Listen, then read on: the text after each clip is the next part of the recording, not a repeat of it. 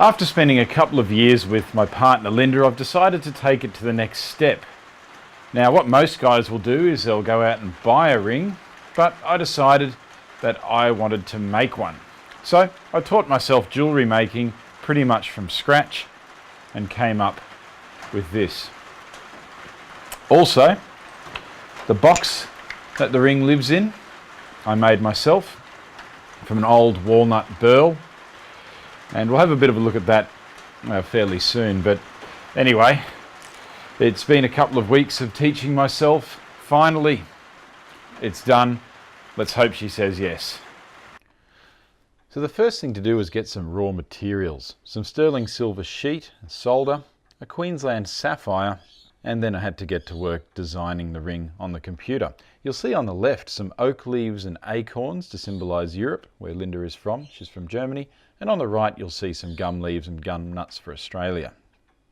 So the first thing I tried to do was print it onto sticker paper and then put it through the laminating machine to bond the toner from the printer onto the silver.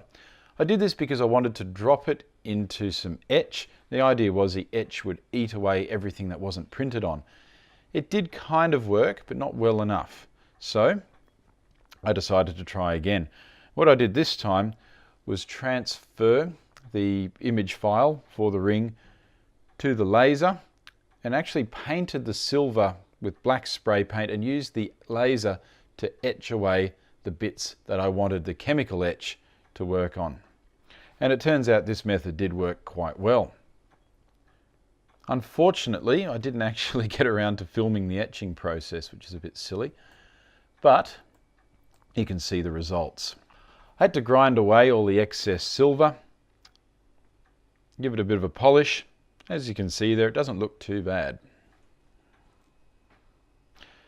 Give the dog a bit of a pat, remind Jade she's a good girl, and then bend the ring around the mandrel to an approximate shape.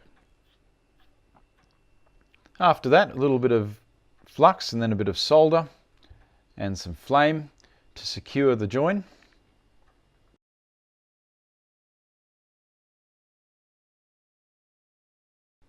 At this point it is round, but not round enough. So I gave it a quick polish just to make sure that the join was looking good. And then hammered it on the mandrel to round it off nicely.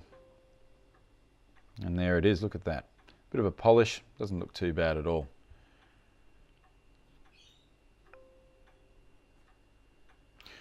Bit of a lab test just to make sure.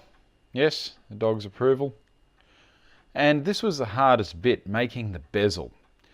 So I had to actually make a miniature ring out of sheet silver, join it together, shape it on a very, very, very small mandrel, actually made out of a nail, squash it into an oval shape and carve out a ledge that the sapphire would sit in.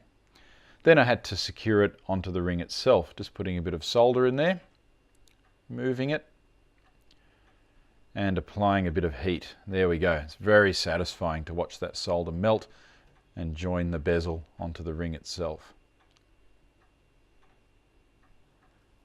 There we are, look at that. Finally, I had to give it a bit of a polish on the big polisher first, and then the fine bits on the Dremel. Set the stone in there, and we're done. Although what you're seeing here is it's not quite finished. I still have to neaten up the bezel a bit, but that gives you a fair idea of what it looks like. Anyway, I hope she says yes. We'll find out.